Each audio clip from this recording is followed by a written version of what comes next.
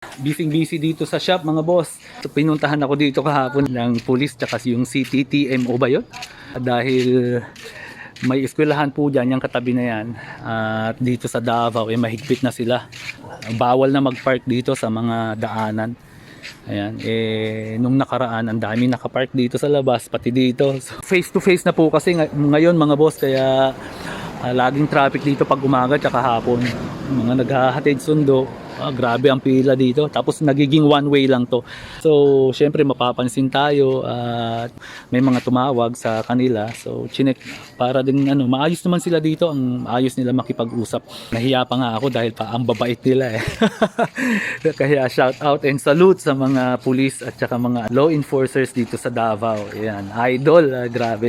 Ibang klase dito sa Davao mga boss. Nakakatuwa. Ito po, tinitrain ko to.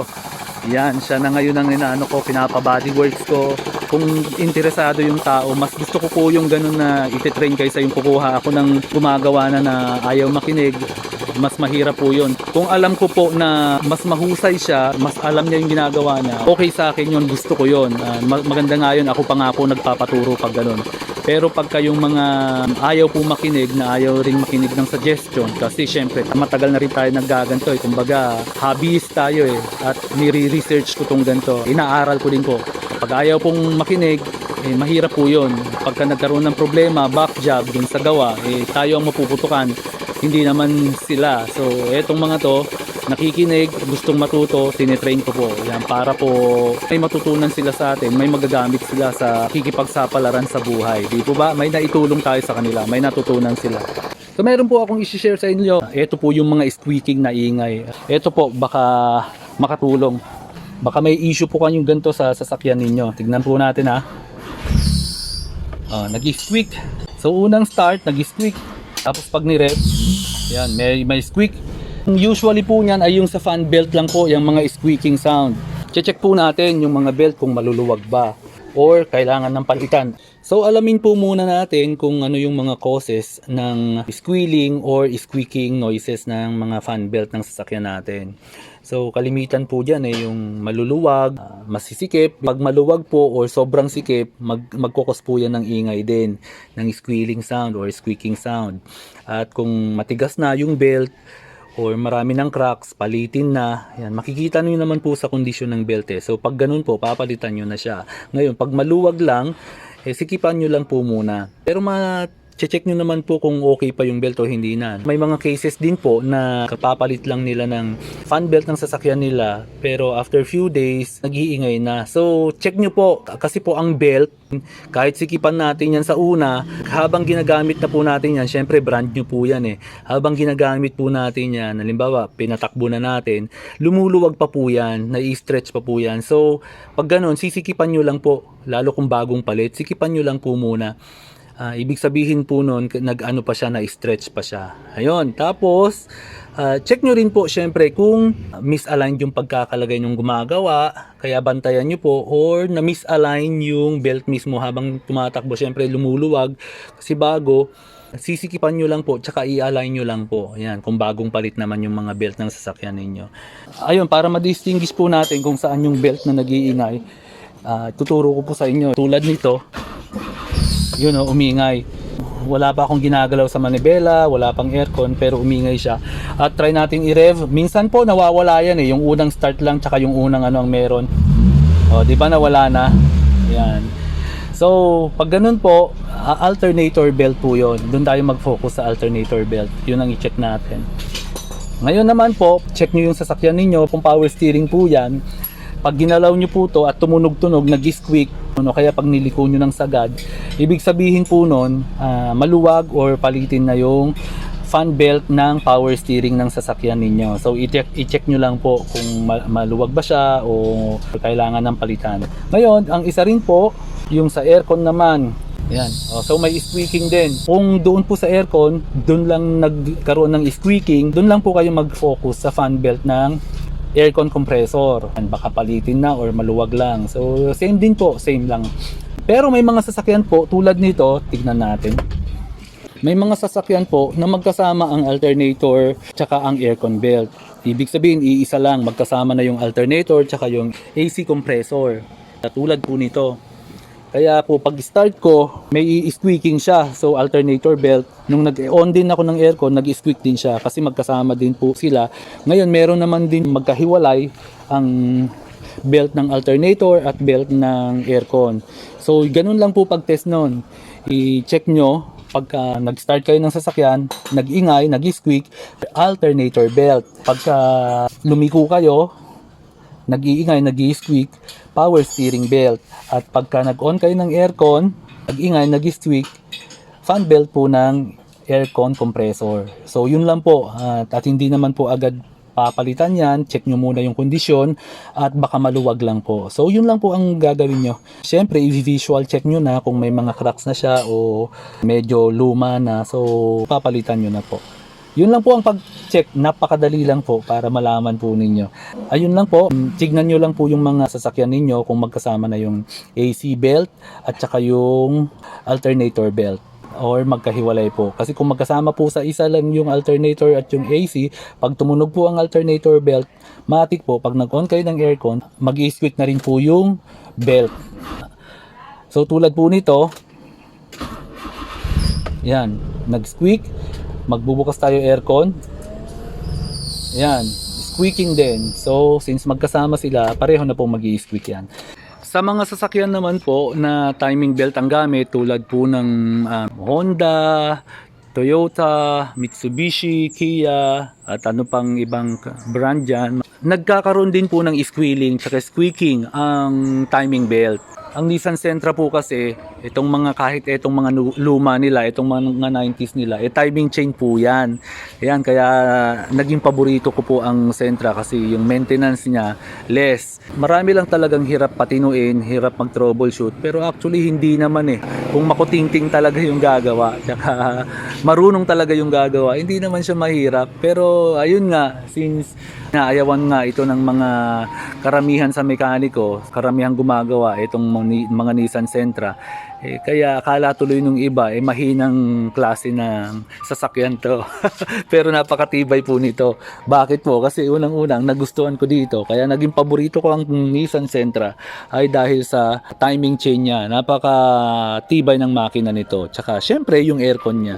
So sa mga naka-timing belt, ingat po kayo. Baka mamaya may squealing yan, squeaking. Ipapacheck nyo ngayon dun sa shop or sa mekaniko. Sasabihin nila, timing belt na yan, kailangan palitan. Baka maputulan ka ng belt, mawasak ang engine mo, damay ang engine mo. At totoo naman po yun na pagka naputulan ka ng belt na tumatakbo ka, wasak ang makina mo. Pero may mga engines po tulad ng sa Toyota Corolla na 4AFE, pagka naputol po ang belt niyan, stranded ka lang, hindi madadamay ang makina. Kaya naging paborito ko din po yung 4AFE. Actually, sabi nga nung karamihan dahil nga daw sa extremely, isipin nyo ginagamit na term, extremely well-designed engine. Napakahirap ng maghanap ng ibang engines na with correct setting. Ibang klase yung pagkakagawa din ng 4AFE. Built talaga yung engine na yan for fuel economy. Pero yung power niya, hindi niya nako-compromise. Malakas din yan, yung engine na yan. Kaya gusto ko rin yan for AFE. Lalo yung 5AFE ko, Japan engine. Grabe. Isipin nyo yun, ang takbo ko lagi doon 120 hanggang 160. Well, sa ano naman po yun, nung bata-bata pa tayo, matapang pa tayo, at saka upgraded naman yung mga pang-ilalim nun. At saka sobrang tipid po nun, kahit ganun ang takbo ko. Kaya natutuwa ako dun sa sasakyan na yun. Grabe, ibang klase yung katipiran nun. Tapos yung power niya, pag rumekta na, dumulo at talaga naman grabe. Kaya nahilig din ako sa racing yung time na yon. So ayun, going back, pag nagpa-check kayo sa mga talyer o sa mga shop, sa mga mekaniko, sabihin nila timing belt yung nag-iingay. Nagkukos naman po talaga din ng squealing yan or ng squeaking yung timing belt. Pag maluwag at saka kung na-misalign. Pero syempre, bago nyo sisihin ang timing belt, dun muna kayo sa external. So i-check nyo muna yung aircon belt, alternator belt, tsaka yung power steering belt. Yun muna po ang i-check ninyo. Palitan nyo muna yung dapat palitan sa external. Pag nandun pa rin yung ingay, then saka nyo ipa-check yung sa timing belt. Kasi malaking trabaho po yun at mahal po yun ang labor nun at mahal din ang timing belt. Well, hindi naman siya ganun kamahal. Pero sayang naman 'di ba kung prematurely papalitan ninyo yung timing belt ng sasakyan ninyo. Mas maganda niyan, daan nyo lagi kung kailan nyo pinalitan. Yan, kung ilang taon na at saka ma-monitor nyo kung ilan na yung tinakbo. Usually naman po between 100,000 to 150,000 kilometers. Yun yung time na pwede nyo na siyang palitan. Yung iba 80,000 kilometers pa lang nagpapalit na. Yung mapera talaga, yung mga masyadong syempre nakaka-paranoid nga naman na baka mamaya maputulan ka ng belt, di ba? Yung iba nga 60,000 kilometers pa lang nagpapalit na ng timing belt. Sobrang mapera nun.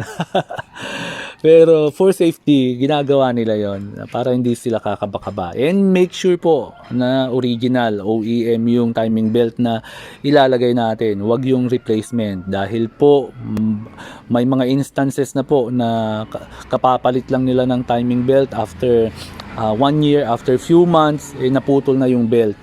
Siyempre, wasak ang makina nun. Kaya mag-ingat tayo, lalo na sa mga binibilhan natin. Sasabihin nila na original po yan. Siyempre, dahil original, sasabihin nila at mas mura natin makukuha, siyempre yun ang kukunin natin. Yun pala, naloko tayo dahil replacement pala yun. Diba? Pag naputulan ng belt, wala na, hindi na natin pwedeng sisihin yun. And konting kaalaman lang po, ang timing belt po ay na-invento ni Bill Devin around 1954. Yan, pwede nyo pong i-research yan, pwede nyo i-google kung gusto nyo talagang pag-aralan yung timing belt. And after 10 years, nagkaroon na ng mass production at halos lahat na ng sasakyan ay nag-shift to timing belt. Ayan. At ang reason lang naman talaga po niyan ay para mas mura yung maintenance nung panahon na yon. At saka mas tahimik ang engine. About sa pagiging tahimik ng engine, hindi naman siguro konti lang naman, pero may mga maselan po talaga noon. Gusto nila sobrang tahimik ng engine nila. Hindi katulad sa atin na walang problema sa atin yung ng engine unless palyado yan, di ba? Sa akin pananaw lang po, mas mura ang maintenance ng mga timing chain type engines. Lalo na yung timing gear, change oil ka lang dyan. Ito, tulad nito, example ko po, itong Sentras, kasi ito naman ang mga timing chain na mga luma eh. Ayan, kaya gustong gusto ko itong mga Sentras kasi kahit luma sila, timing chain sila, kaya parang pakiramdam ko safe ako lagi. At mag-iingay naman yan pagka may kailangan ng palitan.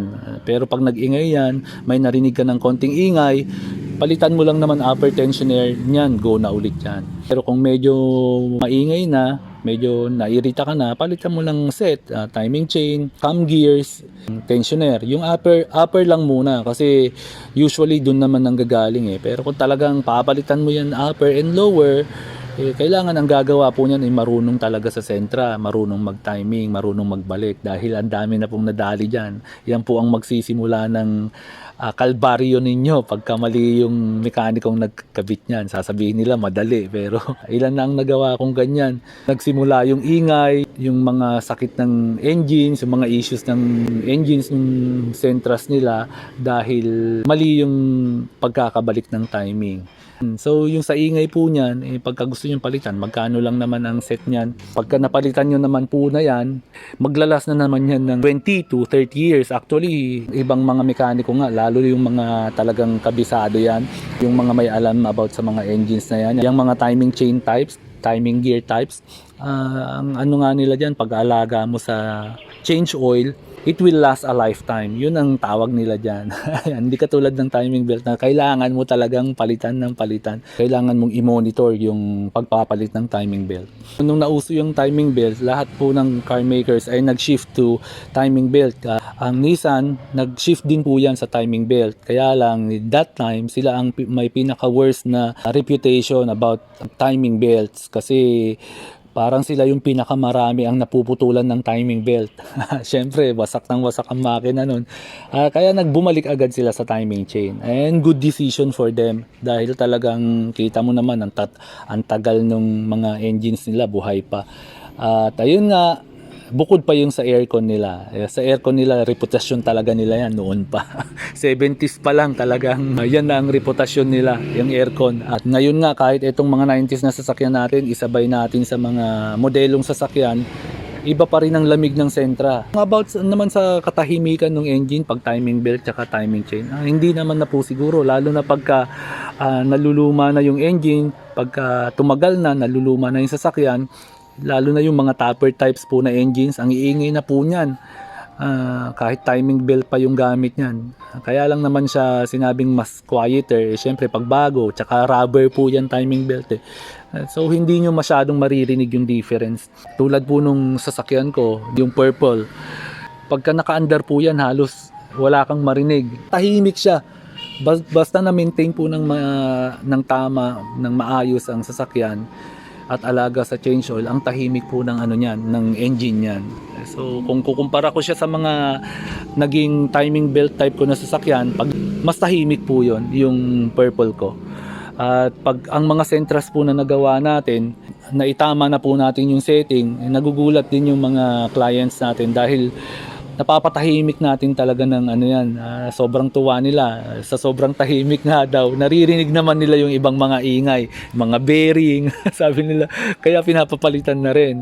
Ang naririnig na lang nila tambucho, ayan. Pag nakapark nga po yung Violet ko kasabay ng mga ibang brand new na sasakyan, nagugulat sila bakit parang mas matahimik pa daw yung engine ko kaysa yung engine nila.